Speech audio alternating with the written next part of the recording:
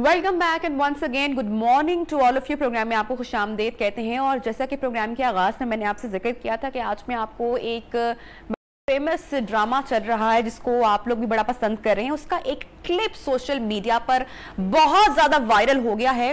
खबरदार, मैं तुम्हारे हाथ तोड़ दूंगी। सारा खान का जो ये डायलॉग है और जो ये थप्पड़ है, इसकी जो गूंज है वो बड़ी दूर दूर तक गई है। गौहर रशीद का कहना है कि मैंने इस सीन की वजह से ही ये ड्रामा साइन किया क्योंकि इसमें औरत को स्ट्रॉन्ग दिखाया गया है।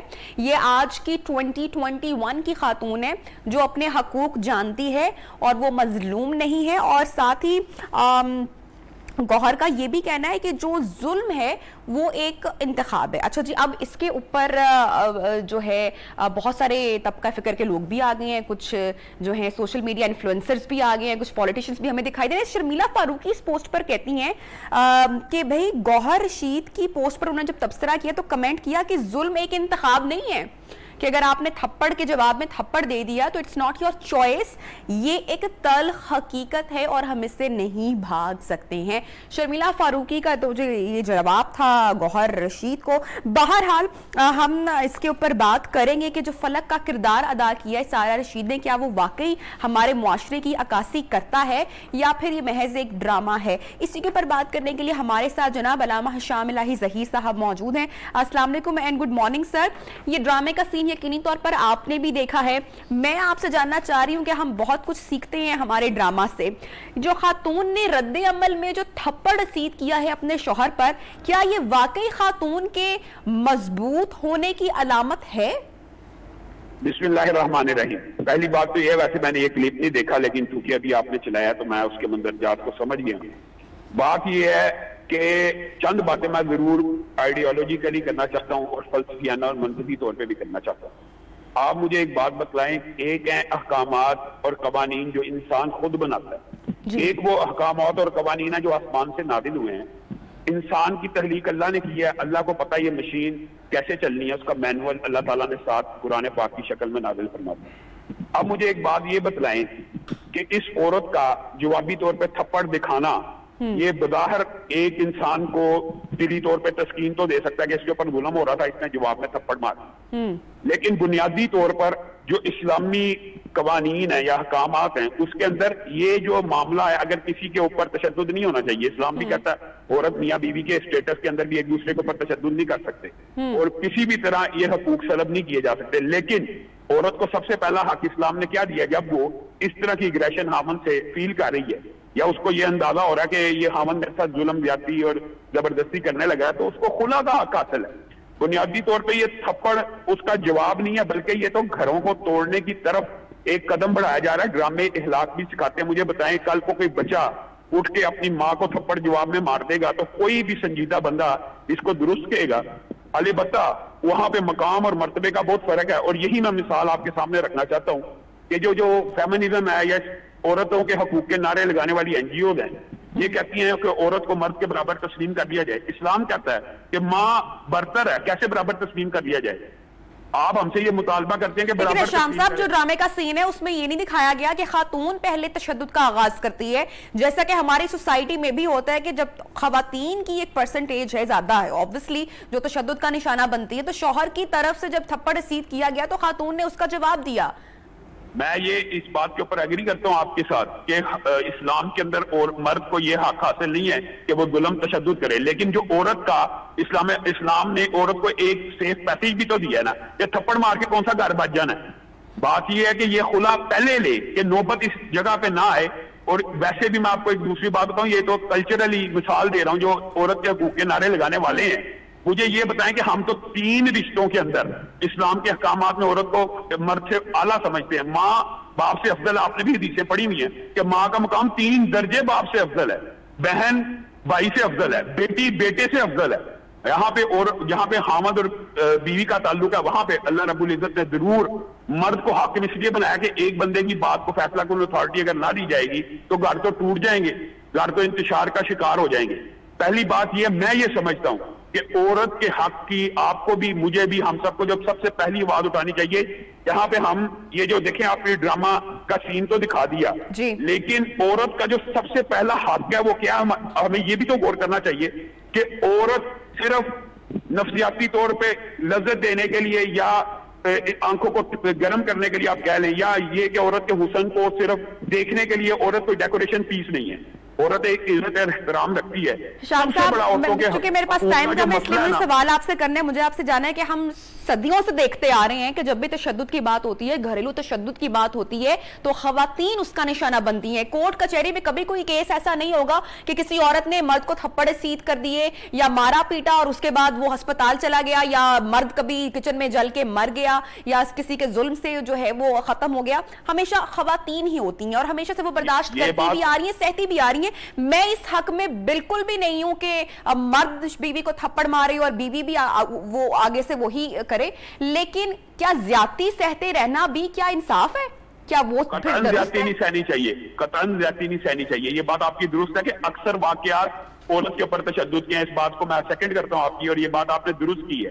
لیکن یہ کہنا سرے سے کہ عورتوں کے آپ نے دیکھ لیا کہ قتل کے واقعات موجود ہیں جو خاوند کو قتل کر دیتے ہیں, آشنا سے مل کے قتل ہو جاتی ہیں. میں جو بہن بات اٹھانا چاہتا ہوں وہ بڑا اہم ہے. وہ پوائنٹ یہ ہے کہ عورت کو بطور پروڈکٹ جو پیش کرتے ہیں وہ عورتوں کے حقوق کے چیمپئن ہیں.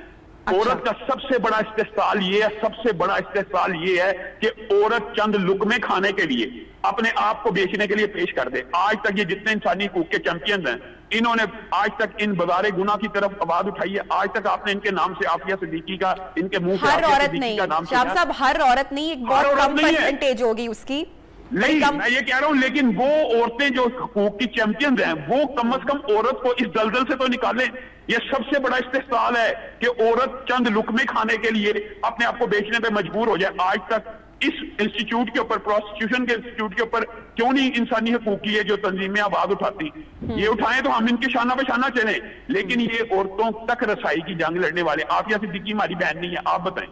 عافیہ صدیقی کے اوپر آج تک آپ نے تو چلو پروگرام کیے ہیں لیکن نیو ٹی وی کرتا ہے, لیکن آج تک ان این جی اوز نے کبھی عافیہ صدیقی کے بارے میں. سر میں آپ کی بات سے بالکل ایگری کر رہی ہوں, 110% ایگری کرتی ہوں کہ جس طرح کے عورت مارچ ہو گئے, کچھ سلوگنز نے ان کی روح کو خراب کیا ہے, اور بالکل وجہ بات ہے کہ بہت بہتر طریقے سے ریپرزنٹیشن کی جا سکتی تھی. اصل مدے تک تو پہنچے نہیں, اصل مدعا تو ہائی لائٹ کیا نہیں, اور اس میں میڈیا کی بھی غلطی ہے کہ کچھ کنٹروورشل نعروں کو ہی دکھایا گیا, اس میں کچھ مدے جو اصل تھے وہ ہائی لائٹ بھی نہیں ہو پائے. اچھا میں آپ سے یہ جاننا چاہوں گی کہ یہ تو چلے محض ایک ڈرامے کا سین ہو گیا, اب مردوں کی تربیت کرنے کے لیے, مردوں کا مائنڈ سیٹ تبدیل کرنے کے لیے ہمیں کس طرح کے جو ہے وہ کانٹینٹ ہمارے ڈراماز کا ہونا چاہیے, یا کس طرح کا آپ کو لگتا ہے کہ تربیت کی ضرورت ہے؟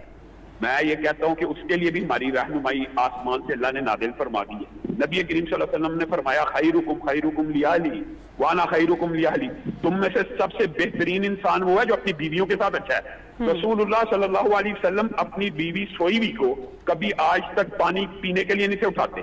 حضرت عائشہ بیان کرتی ہیں کہ میں جب بھی سوئی ہوتی تھی میں دیکھتی تھی کہ رسول اللہ صلی اللہ علیہ وسلم اٹھ کے پانی پی رہے ہیں تو میں دل میں خیال کیا کرتی تھی مجھے اٹھا دیا جائے. تو رسول اللہ صلی اللہ علیہ وسلم نے اپنی پوری زندگی اپنی ازواج کا اس طرح جو احترام کیا ہے, جو کلچر ہے اسلامی حقیقی کلچر کہ مرد عورت کا ہاتھ بٹائے. یہاں پہ ہمارے معاشرے میں کیا کلچر ہے کہ اگر کوئی مرد عورت کا ہاتھ بٹائے تو اس کو یہ تانا دے دیا جاتا ہے یہ جی عورت کے نیچے لگا ہوا ہے یہ جی. اور اگر رسول اللہ صلی اللہ علیہ وسلم کی سیرت کے اوپر آپ نظر ڈالیں تو رسول اللہ صلی اللہ علیہ وسلم کئی مرتبہ امور خانگی کے اندر یعنی آٹا گوندنے کے اندر, اپنی جوتی خود گانڈنے کے اندر, اپنے کپڑے خود سینے کے اندر بھی اپنی بیویوں کا ہاتھ بٹایا کرتے تھے. وہ کلچر کہاں ہے؟ یہ اسلام کا حقیقی کلچر ہے. اگر اس طرح اسلام کے اندر عورت اور مرد کے حقوق کو اس طرح دکھایا جائے کہ جو مرد ہوتا ہے وہ اسلامی طور کے اوپر عورت کا معاون ہوتا ہے. اور مجھے ایک بات بتائے کہ حامن کا جو سب سے زیادہ حامن کو فوقیت جو حاصل ہے وہ کس وجہ سے کہ وہ پوری زندگی کے لیے ایک عورت کی ذمہ داری اٹھانے کے لیے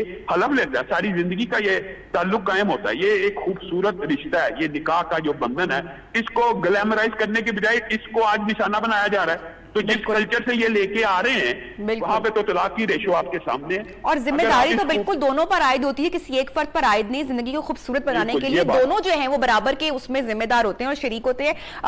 سر میں آپ سے آخری سوال پوچھنا چاہوں گی, پھر مجھے سیگمنٹ بھی کلوز کرنا ہے, کہ خواتین کو پھر ہم نے تو ایک ڈرامے کا سین دیکھا اور آپ نے کہا کہ یہ بالکل غلط ہے, مار کے بدلے مار یا تشدد جو ہے وہ کوئی انصاف کا رستہ نہیں ہے. پھر خواتین کو ہم اپنی سوسائٹی میں اسٹرانگ کیسے کر سکتے ہیں؟ خواتین اپنے حقوق کی حفاظت کیسے کر سکتی ہیں؟ کیا کرنا چاہیے اس کے لیے؟ میں آپ کو یہ بھی بتاتا ہوں کہ وہ بھی اسلامی احکامات اور قوانین موجود ہیں. اگر عورت کو یہ اندیشہ فیل ہو رہا کہ میرا خاوند مجھے تھریٹ کرے گا, مجھے مارے گا, اللہ رب العزت نے اس کو یہ اتھارٹی دی ہے. اچھا یہ لوگ سمجھتے ہیں بات کہ شاید یہ جو طلاق کا حق ہے یہ صرف مرد کے پاس, عورت کے پاس بعین وہی حق خلا کے شکل میں موجود ہے جی. اگر میاں بیوی کا آپس میں نباہ نہیں ہو رہا تو عورت کو یہ پورا اسلامی قانون میں حق حاصل ہے. کہ آپ نے وہ حدیث بھی سنی ہوگی, رسول اللہ کے پاس ایک عورت آئی, رسول اللہ صلی اللہ علیہ وسلم نے کہا آپ خلا نہ لیں, تو انہوں نے کہا آپ کا مشورہ کے حکم ہے. تو رسول اللہ نے ان کو کہا یہ میرا مشورہ ہے, حکم نہیں ہے. تو اس عورت نے کہا پھر میں لینا چاہتی ہوں خلا. تو رسول اللہ صلی اللہ علیہ وسلم کا وہ جو کیس آیا تھا اس کیس کے اندر خاوند تشدد نہیں تھا کرتا, عورت صرف یہ کہتی تھی کہ مجھے ان کے ساتھ دلی رغبت نہیں ہو سکی, محبت پیدا نہیں ہو سکی ایک فطری طور پہ. تو عورت کو تو اسلام میں یہ حق بھی حاصل ہے کہ اگر وہ کسی ایسے معاملے میں سمجھتی ہے کہ میرے سے نافرمانی ہو جائے گی یا خاوند میرے پر تشدد کرے گا, ظلم کرے گا, اللہ تعالیٰ نے اس کو خلا کا حق دیا ہے. اس طرح کی جو سیپریشن ہے یہ مستقبل میں کئی مرتبہ خاندان کو جوڑنے کا باعث بن جاتی ہے کہ عورت اگر یہ ڈیمانڈ کرے خاوند اور دونوں فریق بیٹھ کے آپس میں تعاون کے ساتھ معاملہ آگے چلا لیتے. علامہ صاحب آخری سوال میرا آپ سے, کہ جو پھر اس طرح کے جو ڈراماز ہیں آپ کو کیا لگتا ہے کہ کس طرح کا پیغام ہمارے معاشرے میں سوسائٹی میں دے رہے ہیں خواتین کے لیے اور یا مردوں کے لیے, جو ہے وہ کس طرح کا ایک سبق دیا جا رہا ہے ان کو؟ میں یہ سمجھتا ہوں ذاتی طور کے اوپر کہ یہ جو گھروں کے ٹوٹنے کو گلیمرائز کر کے دکھایا جا رہا ہے یہ گھروں کو توڑنے کا سبب تو بن سکتا ہے, گھروں کو جوڑنے کا سبب نہیں بن سکتا. ٹھیک ہے علامہ صاحب, بہت شکریہ, very well explain on this issue.